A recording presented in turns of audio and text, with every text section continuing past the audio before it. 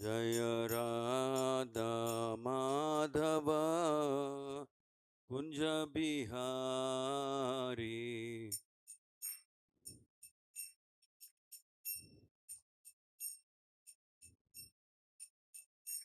Jaya Gopi Jana Vallabha Girivaradhari.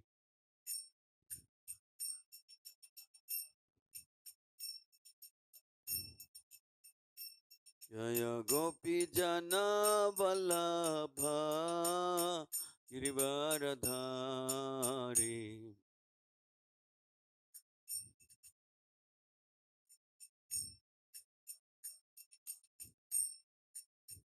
Yashodanandana Brajajana Ranjana.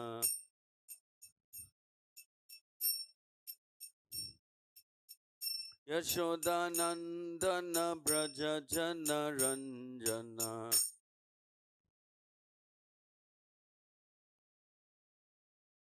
Yamuna Tira Vanachari.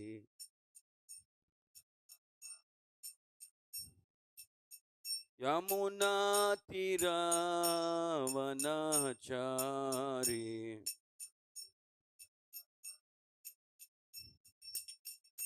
Jaya Radha Madhava Kunja Bihari.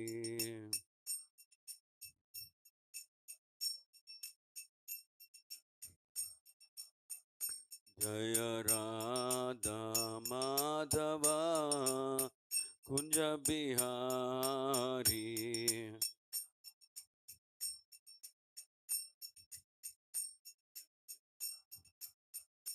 Jaya Gopi Jana Vallabha Girivaradhari.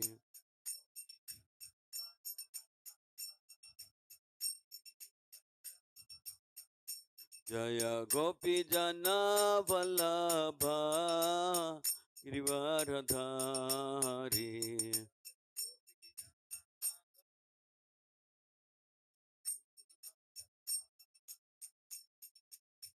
Yashodanandana Braja Jana Ranjana.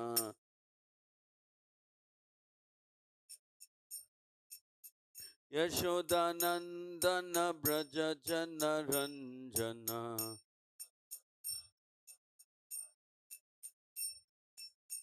Yashodanandana Braja Jana Ranjana.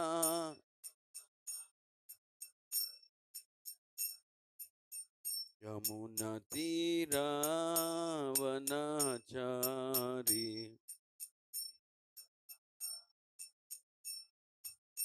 Yamuna Tira Vanachari.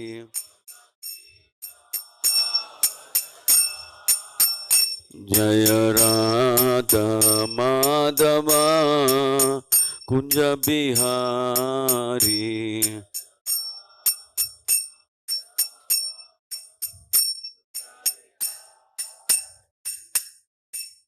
Evam Vishupad Paramahamsa Parivrajacharya Ashtottara Sata Shri Srimad His Divine Grace Bhaktivedanta Swami Srila Prabhupada Ki Grantaraj Srimad Bhagavatam Ki Shri Shri Radha Madan Mohan Ki Shri Shri Jagannath Baladev Subhadra Mai Ki Shri Shri Gaurnitai Ki Harinam Sankirtan Mahayagna Ki Jagat Guru Patit Pavan Srila Prabhupada Ki Nitai Gaur Premanande. Om Namo Bhagavate Vasudevaya.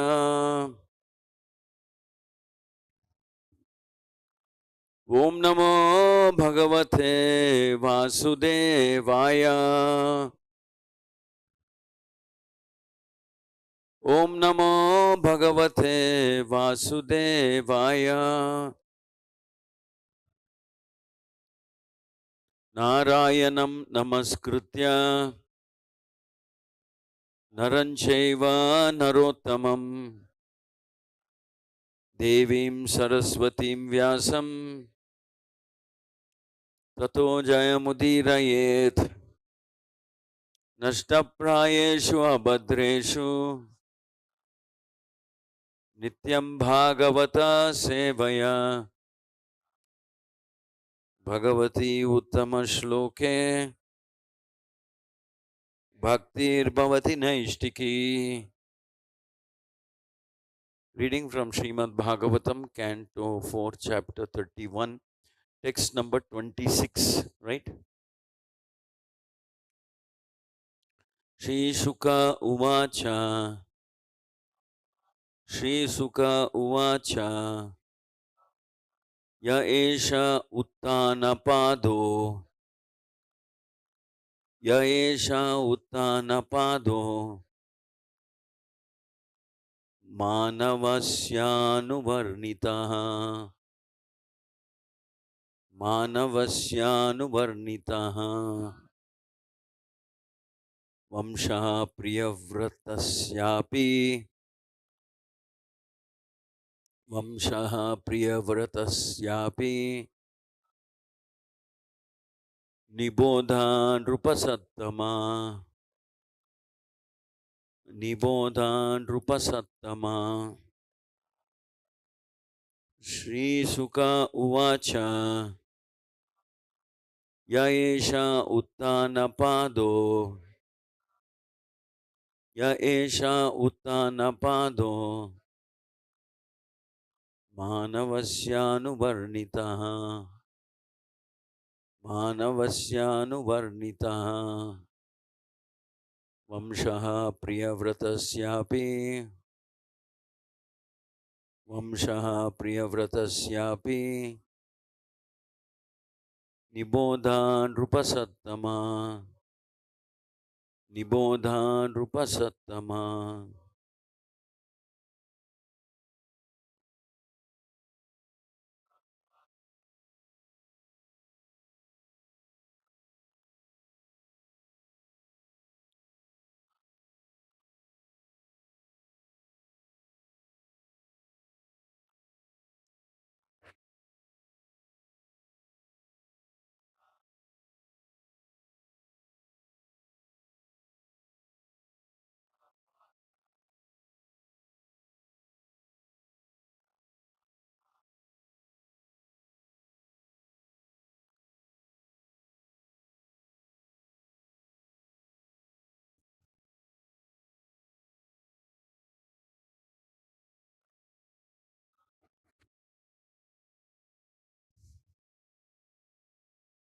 Anybody else?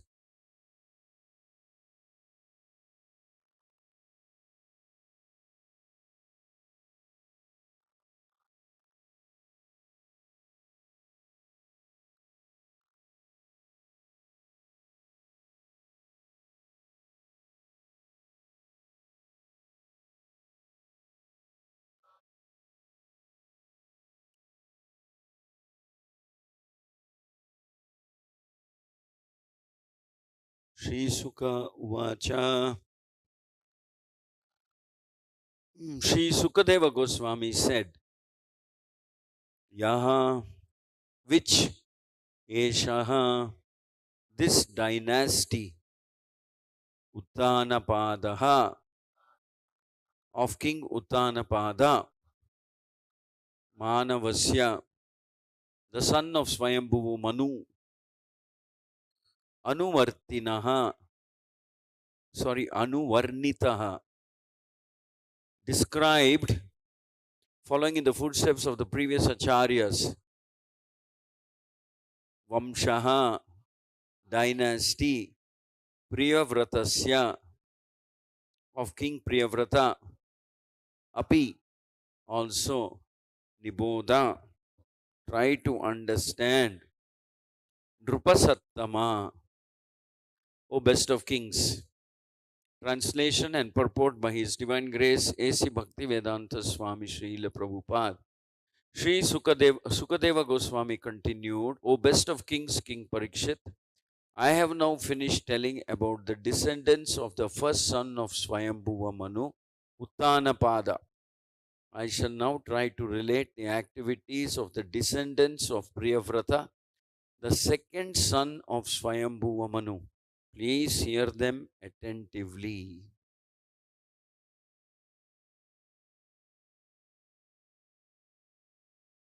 Purport: Dhruva Maharaja was the son of King Uttanapada.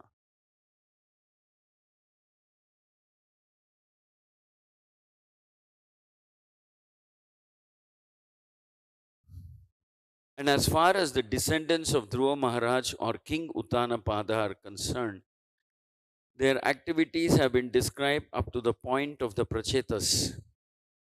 Now, Sri Sukadeva Goswami desires to describe the descendants of Maharaj Priyavrata, the second son of Swayambhuva Manu. Om Ajnana-timirandasya Jananjana-shalakaya Yakshurun-militam yena Tasmai Shri Gurave Namaha. Shri Chaitanya Manobhishtam Stapitam yena bhutale Swayam Rupa Kadamahyam Dadati Swapadantikam Vandeham Shri Guru Shri Uta Padakamalam Shri Gurun Vaishnavamsya Shri Rupam Sagrajatam Sahagana Raghunathanvitam Tam Sajivam Sadvaitam Savadutam Paridana Saitam Shri Krishna Chaitanya Devam Shri Radha Krishna Padan Ta Shri Vishakan Vitamsha He Krishna Karuna Sindhu Dinabandho Jagatpate Gopesha Gopika Kanta Radha Kanta Namostute Tapta Kanchana Gaurangi Radhe Vrindavaneshwari Vrishabhanu Sute Devi Pranamami Hari Priye Vancha Kalpatarubhyasya Kripa Sindhubhya eva cha Patitanam Pavanebhyo Vaishnavebhyo Namo Namaha. Jaya Shri Krishna Chaitanya Prabhu Nityananda Shri Advaita Gadadhara Shri Vasadi Gaura Bhakta Vrinda. Hare Krishna Krishna Krishna Hare Hare Hare Rama Rama Rama Hare Hare. Please repeat after me. Sukadeva Goswami continued, O best of kings, King Parikshit, I have now finished telling you about the descendants of the first son of Swayambhuva Manu, Uttanapada. I shall now try to relate the activities of the descendants of Priyavrata, the second son of Swayambhuva Manu. Please hear them attentively. Mukam karoti vachalam pangum langayate girim yatkripatamaham vande Shri Gurum Deenatarinam Paramananda Madhavam Shri Chaitanya Ishwaram.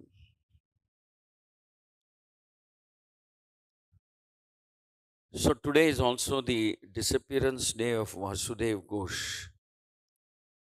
Something very interesting about him. Vasudev Ghosh had two brothers, Madhav and Govinda. Madhav Ghosh and Govinda Ghosh. They were very near and dear associates of Lord Chaitanya. And they were quite particularly well known as Kirtaniyas, especially Madhav Ghosh.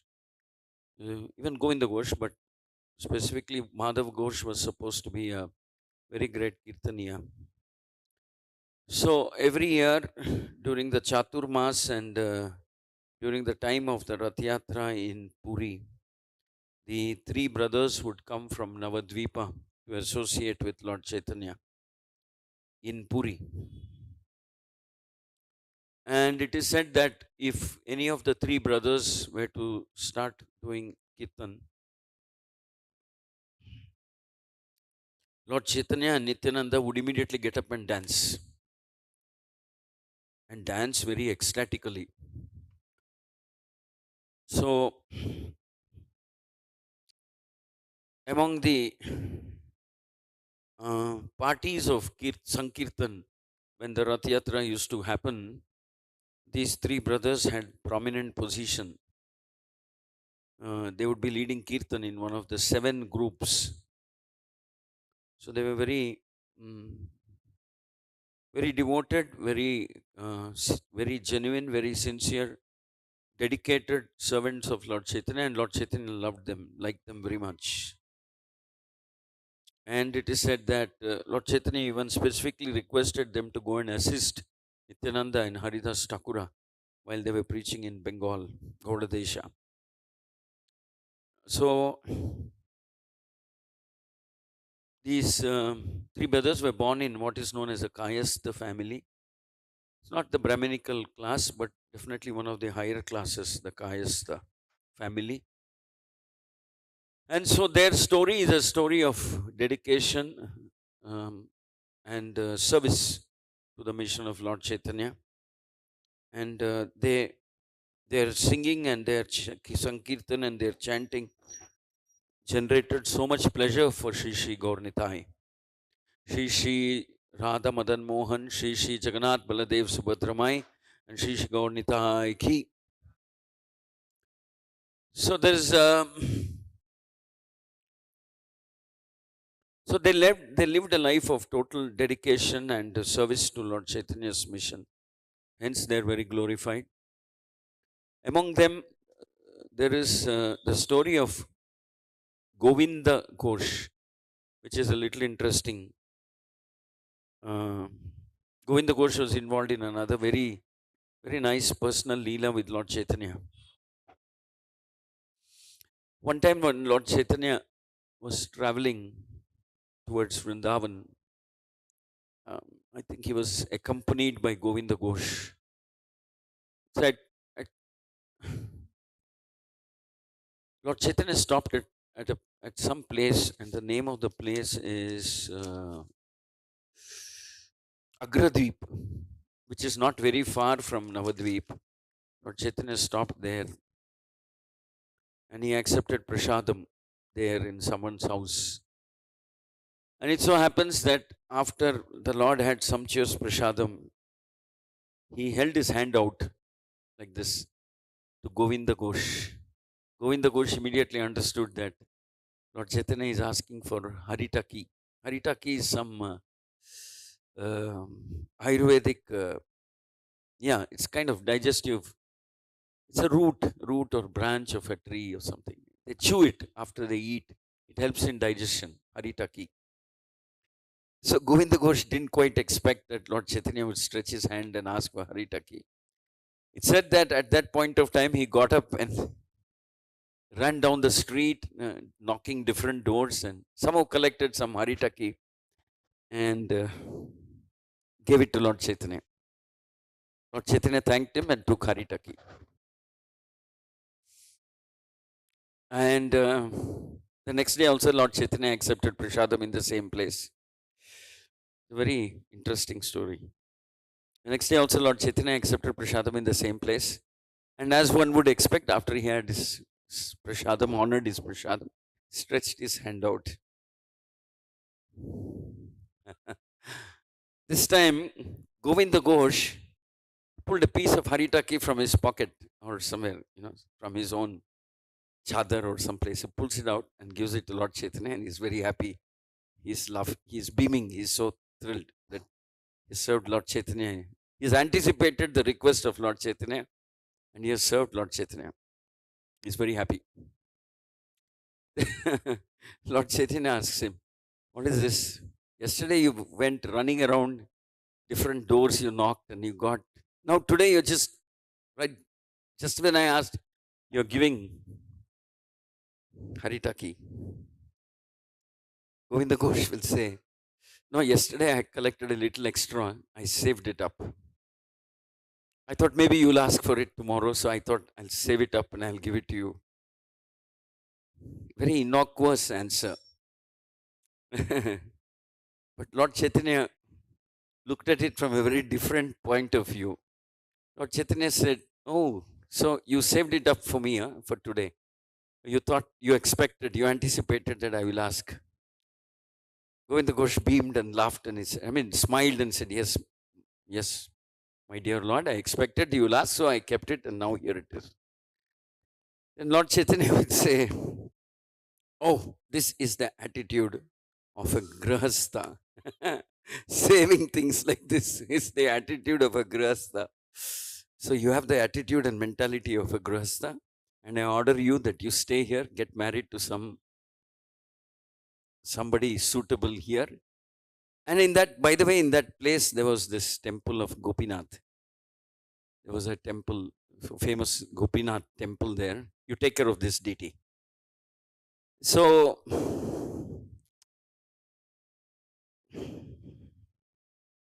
Lord Chaitanya had a very different standards and benchmarks for his followers. I mean, we cannot say he chastised Govinda Ghosh, but that's one very unique leela. He told Govinda Ghosh, you stay here.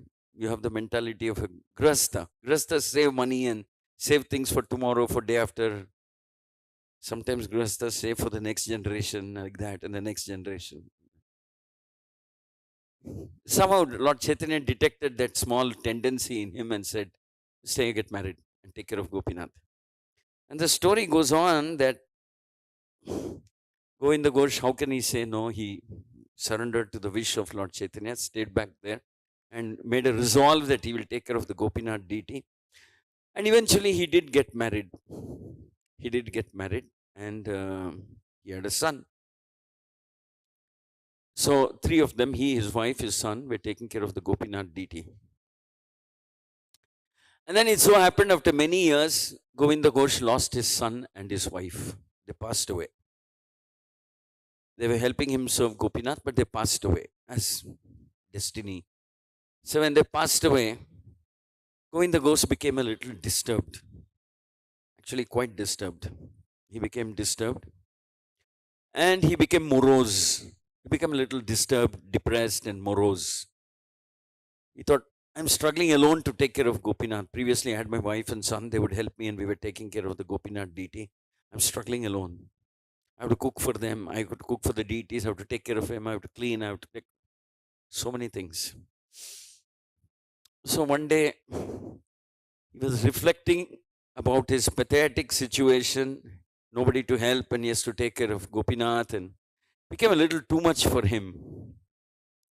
So he became exhausted and fatigued by doing all that service. I just lay down on his bed one day, didn't get up. Didn't get up for Mangalarti, didn't get up for dressing the deities, didn't get up. He just lay down. He was morose, he was depressed, and he was tired, he was fatigued. And he said, what is this? Everything was going on so nicely. My wife and kid were helping. And then he slipped off. And then it appears that Gopinath, the deity of Gopinath, came in his dream. And Gopinath spoke to him. You lost one son, but because you lost one son, you're neglecting your other son.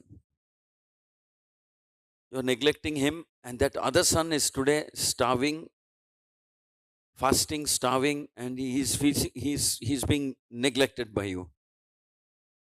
Then it took a while for Govinda Ghosh to understand whom this deity was referring to.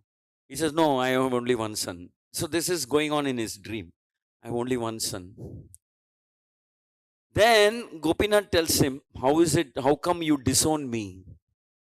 From the time you have come and here and you have been taking care of me, exactly like a father takes care of a son. Exactly. Actually, much more affectionately, much more lovingly, you're taking care of me than any father would do. Yeah, in fact, your whole life is dedicated to taking care of me. And you're engaging your other son and wife also in taking care of me. Am I not your son? You have taken care of me like your son. Am I not your son? Don't you think I'm your son? Then suddenly it strikes Govinda Ghosh that the deity is saying that I'm your son. Gopinath deity is telling Govinda Ghosh that I'm your son. Such a sweet sentiment. Actually, around the time Govinda Ghosh becomes depressed also because of one more reason. He says that I will die I mean, my son is dead, my wife is dead, I don't have any descendants. One day I will die. Who will do my antim sanskar? And who will take care of my pitrus? Who will do pindadan for me? So I'm condemned, though I have taken care of this deity so nicely. I'm condemned. Maybe I'll go to some hellish planet or something because I don't have a descendant who will take care of me.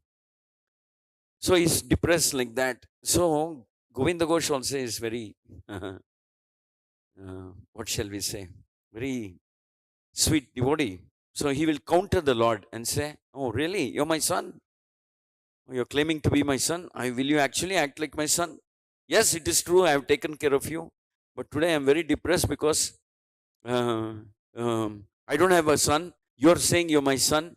Like that he says. And then he confronts the Lord and says, "So if you're actually my son, which is what you're claiming to be, will you do when I pass away? Will you do my, what do you call it? Pindadan on my death anniversary day? Will you come and do this? Then I will take care of you again," like that. So it appears that the deity will say, "Yeah, why not? It's the duty of a son. I'll do it for you. It's my duty as your son that I will do it for you and I will take care of you. I will do this." So it is said that from that deity is famous because one day in a year on the death anniversary of Govinda Ghosh, the deity comes out and in a white cloth, in a very simple white cloth, and performs Pindadan in the name of Govinda Ghosh. So just goes to show that when devotees become very dedicated to the service of their Guru and Krishna, the deity, how lovingly the deity will reciprocate, how amazingly the deity will reciprocate. Deity, the form of the deity is non-different from Krishna himself, which is why he petitions Govinda Ghosh and says, "I'm your son. How can you, because you lost one son, you cannot neglect the second son. I'm your second son. I'm your only surviving son. How you can neglect?" Then it appears that Govinda Ghosh starts taking care of his son, Gopinath, very nicely until he passes away. And after he passes away, the deity takes care of Govinda Ghosh by performing Pindadan. So this Vasudev Ghosh comes from that kind of a family, very glorious family, very heroic family of devotees, very dedicated, uh, very sincere, pure, and very consistent. See, one of the tough things in material world is to be consistent day after day after day after day. Whether it's Mangalarti, chanting 16 rounds, attending like that. But eventually, of course, it becomes very relishable. It's not that a little bit of taste is awakened and everything in spiritual life becomes very relishable. Mangalarti is fun. Kirtan is nice and the class is very refreshing.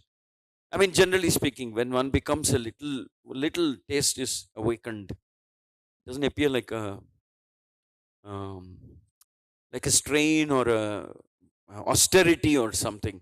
It's nice. It's very nice to begin the day by chanting, and such a amazing thing to get up in the Brahma Muhurta time, greet the deities, glorify the song that glorifies your Guru, and chant and worship Tulsi and like that. It's an amazing thing.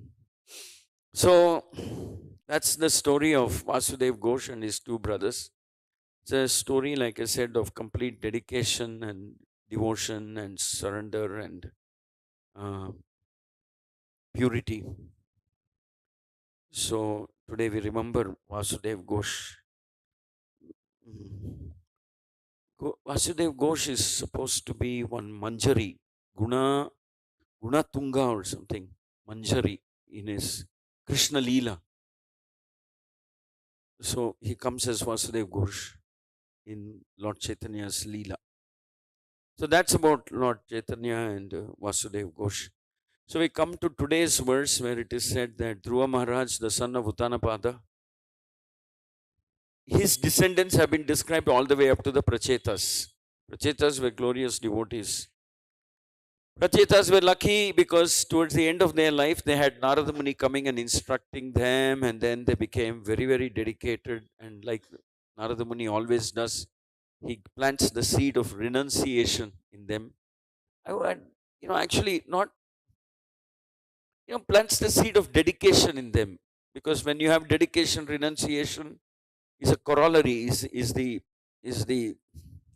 automatically appears when we have dedication to serving Guru and Krishna. Automatically, you become renounced for everything else. So Narada Muni was able to instill that mood of dedication, saying, ultimately, it is Krishna and Krishna alone that matters. Bhakti alone that matters, not anything else, because that is enduring. That bhakti, that seva that you do is for all time to come. It's not like the material thing, you gain something and it gets faded out. And no, bhakti is bhakti. Bhakti is for all time. Bhakti is sanatan. Bhakti is eternal. So Prachetas, though they are princes, though they are kings' children, children of a royal family, become very deeply touched and influenced by Narada Muni. And it's said that when we hear, like Parikshit is hearing from Sukadeva Goswami in today's verse, Sukadeva Goswami is speaking. Like Parikshit Maharaj is hearing from Sukadeva, like Sutta Goswami is narrating, and Saunaka is listening, and Vidura is listening from Maitreya. When you listen from uh, and Prabhupada is speaking the Gita, Bhagavata, Chaitanya Charitamrita, and we are all listening. And so when we listen from a higher source, when we say higher source, means higher in terms of purity, dedication, and empowerment. They're very empowered by Gauranga Mahaprabhu, Chaitanya Mahaprabhu, and Krishna. When we hear from those living, empowered jivas, it's very nice. So just as Narada was able to transform the mind and heart of the Prachetas, so Prabhupada is able to transform the mind and heart of millions of people who come across his books, read, hear, or read and hear from his followers also. So that is the purity of a sage, of a spiritual personality. So Narada was able to influence the Prachetas, and Prachetas decided that they're not really married. I mean, they did marry; they have son, and and but they decide to renounce everything. They dedicated themselves. Sometimes we get scared when we hear the word renounce, renounce too many times. Uh, but it isn't actually it isn't like that. It's like the gopis of Vrindavan. You think they were interested in anything other than Krishna? Because Krishna was all, what, all attractive and absorbing. Thinking about Krishna in pastime was very, very, very relishable, enjoyable, and very pleasure giving, and very, it absorbs completely in that rasa. So they don't feel like they've given up something. In fact, they look at everybody who is so involved in material activities with a great deal of compassion and worry, saying, what is he going to get? Why is this person so so why is this person having such a poor taste? Such a poor taste. It's mentioned in one of the previous verses, it's mentioned that who in his right intelligence will not come forward to worship Krishna? If that person is not coming forward to worship Krishna and not becoming dedicated, uh, something is wrong with him. So that is the mood. It's not exactly renunciation. It is awakening of taste for Krishna Bhakti. So we saw the story all the way up to the Prachetas. Now he's Sukadeva Goswami is saying, I'll talk about the other branch, the branch of Priyavrata. The descendants of the second son of Swayambhuva Manu, Priyavrata and his descendants. Priyavrata is also is no ordinary king. Is like extremely glorious king. You could say one of the most inspiring figures in this canto of the Bhagavatam. Just as much as Prachetas are inspiring, Priyavrata is also an extremely inspiring character, extremely inspiring personality, very amazing personality, Priyavrata. But you'll learn about that in the pages to come. So there's something called Swayambhuva Manu having very blessed, becoming very blessed, because see, in the material world, even today, one's good fortune and auspiciousness is calculated in terms of what kind of children you have, how nice they are, how gentlemanly they are, how righteous, virtuous, and auspicious they are. So once good fortune is calculated in terms of the progeny, not just wealth. And like for example, in the Mahabharata, repeatedly it is mentioned that Dronacharya had a son called Ashwatthama. But did Ashwatthama bring any glory to Dronacharya? The answer is no. Actually, the answer is a painful no, because Ashwatthama caused so much pain several times uh, uh, by his villainous, deceitful attitude, activities, and so on. And so much so that he is not considered even Brahmana. He is even not considered even as a Brahmana. He is considered to be a Brahma Bandhu only. So, would Dronacharya be very happy to have a son like that? The answer is probably no, because so it's said that one painful thing for a parent is to have children who are not devotees, children who are not virtuous, children who are not mm, devoted. Of course, there are exceptions. Um, like one time, you'll be surprised that when we read about Ravana and his mother, the dealings between the two of them, it's quite shocking, because Ravana's mother encourages Ravana, do this, do that, grab that wealth from Kubera, like that. So that's a that's a completely different type of an example. But we're talking here about Uttanapada's children all the way up to the Prachetas. Now we're going to talk about Priyavrata and his children, all of whom are great devotees, all of whom are glorious devotees. So there was always this comparison between the Pandavas and the Kauravas, and the Pandavas were always respected because they were born of divine personalities like Indra, Surya. I mean, uh, Yama, Indra, Ashwini Kumaras, and Vayu. Bhima was born of Vayu. So these were all great spiritual. I mean, they were great authorities in this universe, and they beget children in Kunti and Madri. So they come from a glorious tradition, and so they are always glorified, and that was one of the reasons why Dhritarashtra was always so envious. You would say, I have 100 kids, 100 children, but they have Kunti and Madri, I have only 5. But the people talk about them much more respectfully than they talk about my children. So this would cause so much pain and anxiety. Just like that, in the same way, a guru is bringing people into the fold of Krishna consciousness. The guru is very, very deeply worried and concerned that all of his disciples act responsibly, maturely, in a very proper way, like that. So, and then of course, uh, uh, Guru is, I mean, the Guru also prays for the welfare of his disciples and generally all people of the world. So, everybody, whether it's a king would like to have good children who will like that. Guru likes to, a teacher likes to have good students. So sometimes it is seen that the children exceed the glory of their father. Uh, like for example, Yudhishthira was such a greatly honorable person, such a greatly truthful person, such an amazingly virtuous and truthful person, gentle, very wise, intelligent, devoted also, that he brought so much pleasure and happiness to his fathers, to his forefathers. So here we see that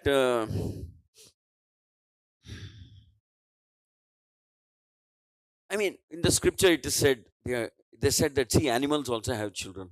What's the point? So when we beget children, they should have some, there should be some difference between how an animal begets children and how we beget children. Begetting children is a very big responsibility. It is actually it is a very auspicious, very divine, sacred duty of a grahastha to bring forth into this world pious, devoted children, devoted santan. Uh, to bring them.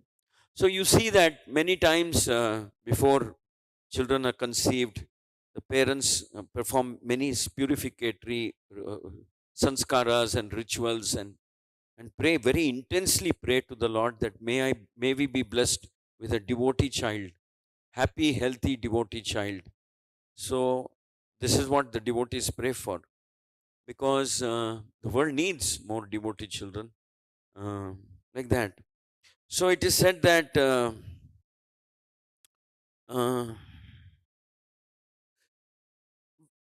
so much so that sometimes there are people who pray so intensely, saying that we want to have nobody other than Krishna as our child. So Devaki and Vasudeva, Prishni and Sutapa in their previous life prayed intensely and they got Krishna as their child. So this getting children is such a special service that we can do to your Guru, to the Parampara, and to the mankind, to the world in general, to bring forth, which is why Krishna says that when there is pollution in the society, when there is degradation, and such children who are born out of that are called Varna Shankara. Varna Shankara means they become burden. They become burden for the mankind. Mother Earth says that I have no problem in supporting millions and even billions of devotees and sadhus and like that. But for me to carry one person who is a liar, who's degraded, who is becomes a huge burden, becomes a huge anxiety and burden. So Mother Earth also says that. So basically, human form of life is to examine ourselves and see, am I making progress in terms of being a better human being, better devotee, better servant of Guru Krishna, better, more forgiving, more kind, more. That is a very important way of judging ourselves. So it is said that uh, uh, if you take, for example, the Raghu Vamsha, for instance, the Vamsha of Lord Ramachandra, or shall we say, even if we take the Kuru Vansha. So if you trace it back, there were many great heroes who dedicated their life, who sacrificed their lives, who were exemplary, who were very great Kshatriyas, fearless in protecting dharma, protecting uh, the devotees, and like that. So basically, we can see that in the Bhagavatam there is description of Priyavrata and his descendants, Uttanapada and his descendants. So basically, there's a special position given in the Bhagavatam for devotees and devotee children.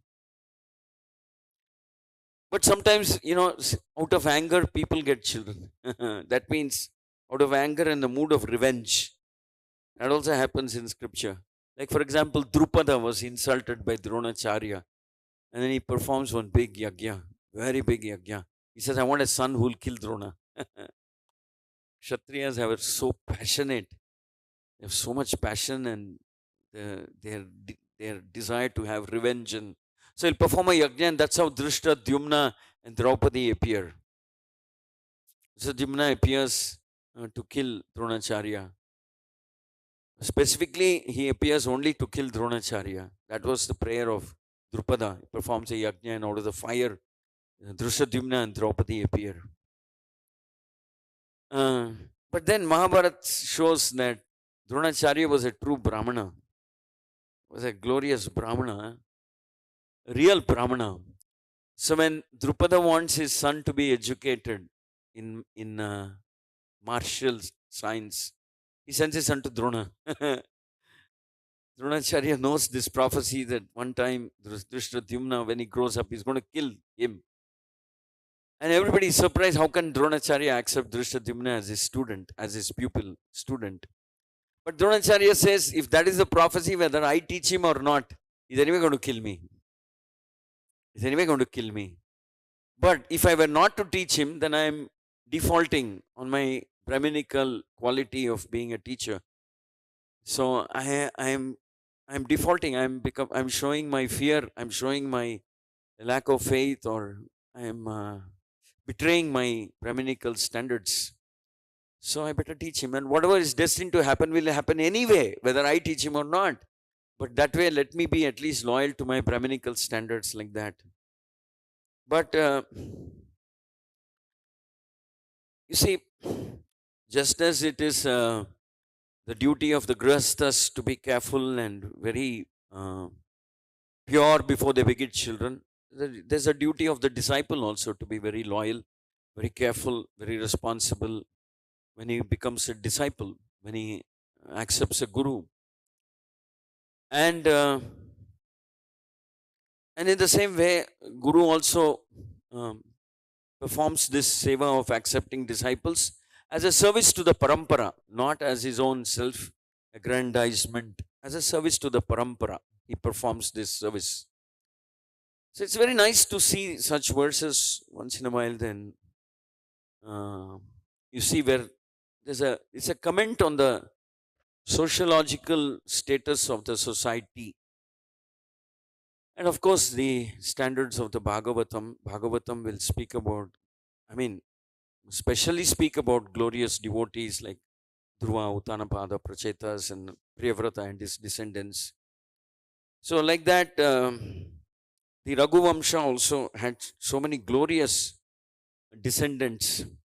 It is said that previous Dasharatha was also a great king, and he performed such wonderful Putra Kameshti Homa Yagyas to beget, qualified children. And it so happened by destiny that he performed this yagya at a time when the Lord desired to incarnate, and he blessed Dasharatha and Kausalya and appeared in their family, because Dasharatha was also a very glorious king.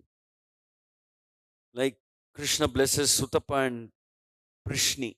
Krishna blesses Nanda Maharaj and Yashoda because in their previous life they had prayed that they should get a chance to serve Krishna in his childhood pastimes. So Krishna chooses carefully, very very carefully, in whose in whose womb he will appear. Just as much as he gave the opportunity for Devaki and Vasudeva to do one type of service, he gave the opportunity to Nanda and Yashoda to do another type of service. And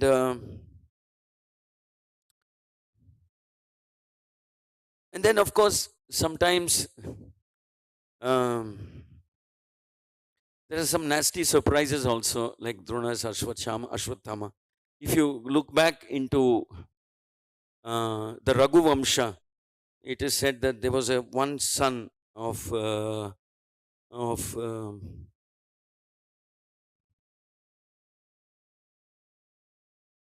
yes, of the king Sagara. He had a son called Asamanjasa. That name itself is indication of how he was non-conformist, which means he was a peculiar person, very very peculiar person. King Sagara had a son called Asamanjasa, which means he was a little non-conformist. He was very cruel, very deceitful, and it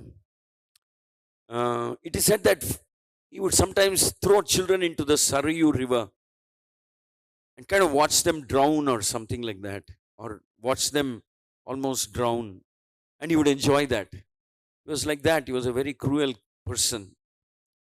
So his father Sagara disowned him. He said, "You cannot be the king, because though you're my eldest son, I cannot make you the king, because you're showing some very deceitful, nasty qualities." And he banished Asamanjasa from the palace. He threw him out of the palace and exiled him, sent him out.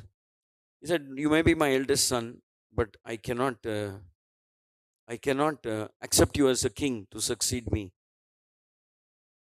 So that also shows that uh, how it is important that the best person is chosen to be the successor, not necessarily the eldest or something, because the king has an important duty to preserve dharma, protect the devotees, like that. Same way, father also chooses the right moment after purifying himself, and they conceive a child, because the children are to carry forward and they should not become a burden on this earth. Like Mother Earth should not lament for the appearance of this child. So, actually, whole life is meant for purification. We chant Hare Krishna, we follow the sadhana process, we at the end of all of it, we want to be a better human being, better devotee, better disciple, better servant of Guru and Krishna, like that. But so and it is mentioned repeatedly in the Bhagavatam that this transformation of the heart, transformation of the mind, cannot happen entirely on your own. It can happen when we hear. Like the Prachetas transformed when they heard Narada Muni. So when we hear from a bona fide source, bona fide empowered source, like Parikshit Maharaj um, became absolutely fearless about death when he heard from Sukadeva Goswami. When Narada Muni instructs Dhruva Maharaj, and Dhruva Maharaj also achieves a level of perfection. So when we hear Bhagavatam, Ramayana, Mahabharata, or Chaitanya Charitamrita, like that. So transformation happens by our desire, also supported by proper hearing process, and that is the only purpose why scriptures are there.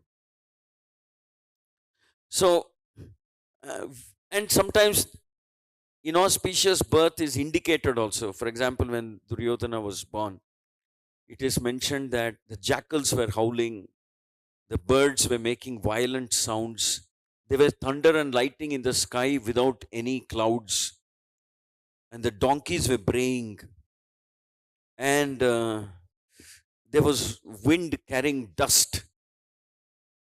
All of these indicate a completely inauspicious occurrence. So Vidura and others requested Dhritarashtra, saying, "This is a very inauspicious birth. You should reject this child." But Dhritarashtra was so much blinded by his love for his sons that he refused to take their advice. And many years later, when Draupadi is insulted and humiliated in the assembly of the Kurus, uh, Vidura reminds him, "I told you this child of yours will be responsible for the destruction of the Kuru dynasty. It, maybe they're all in front of us alive, etc., the Kuru Vansha people. But the moment Dushasana set his hands on Draupadi's hair, that that is the time when this Kuru Vansha got that curse of destruction. And all this happened because of Duryodhana. And we told you long back then to reject Duryodhana. And you didn't do that. It's not too late now. At least now you reject him. You reject him. Don't keep, maybe you treat him as your son, but don't treat him as a crown prince or a king or something. You reject him. Because even that time when Draupadi was being insulted, the whole place was filled with very inauspicious omens. So even then, Dhritarashtra would not budge. Dhritarashtra would not change his heart. So he paid a heavy price for that. So ultimately, we have to understand that the only hope for this world is Krishna consciousness. How effectively, how smartly, how quickly we can spread this. Because the upcoming progeny will also be of a much higher Brahminical quality. Because when devotees take prasad and chant and worship Guru and Salagram and beget children, there's a whole different quality in the atmas that we can attract into this world. And that's exactly what this world needs now. Uh, People who can be role models and people whom we can look up to.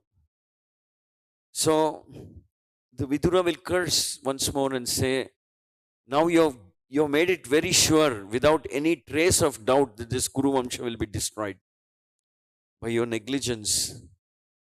You will be responsible, you will be more responsible than Duryodhana for the destruction of the Kuruvansh. That's what Vidura will say. So that's what happens when we beget um, inauspicious progeny. So all of us have a responsibility because we have to be good disciples, good devotees, good servants of Guru and Krishna, very mature, very responsible. And if and when we become grihasthas, we should treat that act of begetting children with great caution, not caution, with great, what shall I say, uh, purity, and as a service to Krishna and to mankind. Beget nice devotee children. Uh, and It's said that when you have a wife who fights with you, and when you have a son who is a cheater and hypocrite, you don't have to go separately to hell. You will be experiencing hell where you are. So, like that, there is so much uh, said here in this verse. And then we can see examples, like I mentioned about Ashwatthama, like I mentioned about the Pandavas, like I mentioned about Asamanjasa, how he was rejected. And there are glorious people also, like for example Bhagirath, who is also a predecessor of Lord Rama. He was another great hero, very great Kshatriya devotee king. His grandfathers were burnt by Kapila Muni into ashes. 60,000 children of Dilipa were burnt. So the, the only way to rescue them and send them back to the Pitruloka was to get Ganga from the heavenly planet into this nether world, which means get Ganga into the Patala Loka. Bhagirath performs that sacrifice, performs austerity, penance in order to bring Ganga. He says, not only will my grandfathers be liberated, but Ganga coming here will purify this whole world. And anybody who takes bath in Ganga will purify themselves, remove their sins. So Bhagirath was responsible for bringing Mother Ganga from the spiritual world into the Swargaloka, down to this world, and also to the hellish planets. So Ganga flows through all three planetary systems. Bhagiratha, so he was a great Kshatriya, very great king, and he encountered so many difficulties while doing that. First is Ganga gets trapped in the matted hairs of Lord Shiva. First he has to pray to Ganga to bring her, then she gets trapped in the matted hairs of Lord Shiva. Then he has to pray to Shiva to release her. First he has to pray to Shiva to receive her. Then he has to pray to Shiva to release her. And then when Ganga is flowing, she disturbs Janu, Rishi Janu, because he was doing a great sacrifice. Janu becomes angry at the inundation of his ashram and he swallows Ganga. He completely swallows Ganga and keeps her inside him. He says, you're becoming a nuisance. You're coming here unannounced. You have inundated my ashram, and he swallows. Then Bhagirath has to go to Janu and pray to him. And then finally he releases Ganga. But you see, he had that kind of a quality of determination, for perseverance. So all these are qualities of great descendants: perseverance, determination, purity, sense of forgiveness, large-heartedness, tolerance, and faith. These are qualities of great descendants. So the the the, the people who plan to become grahasthas and beget children should meditate on these qualities, should try and develop these qualities by serving Vaishnavas and by hearing. The most important, like the Prachetas heard Narada, like Parikshit is hearing Sukadeva, like Vidura is hearing Maitreya, like Shaunaka is hearing from Suta Goswami, like Lord Chaitanya instructed his followers. So this business of hearing is so important, that this spiritual sound has the potential to transform hearts. Spiritual sound will transform hearts, which is why Nityam Bhagavata Sevaya. We serve the devotees who follow Bhagavatam, we also hear from them. Both things we do. That's when there is a hope that this world may become a better place for all people. Anyway, Lord Chaitanya predicted that there would be a 10,000 year golden age. Uh, After the appearance of Lord Chaitanya, the scriptures speak about that. So, if that golden age has to manifest, everybody has a role to play, everybody has to contribute towards making that happen. So, first steps first is first we have to purify ourselves, and then um, and follow the examples of, let's say, the prachetas and so on, so that we become benefited by the spiritual sound that is already present. We just lend our ear to hearing with attention and devotion, and then so much purification will happen. And in the society, we'll get rid of what is known as Varna Shankara. Krishna actually explains Varna Shankara is the first step in destruction of civilized human society. Everything is destroyed and everything is devastated when you have Varna Shankara.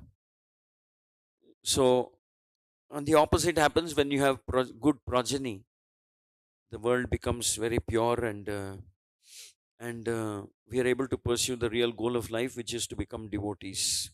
Hare Krishna, Hare Krishna, Krishna Krishna, Hare Hare, Hare Rama, Hare Rama. Thank you very much. Any questions or comments?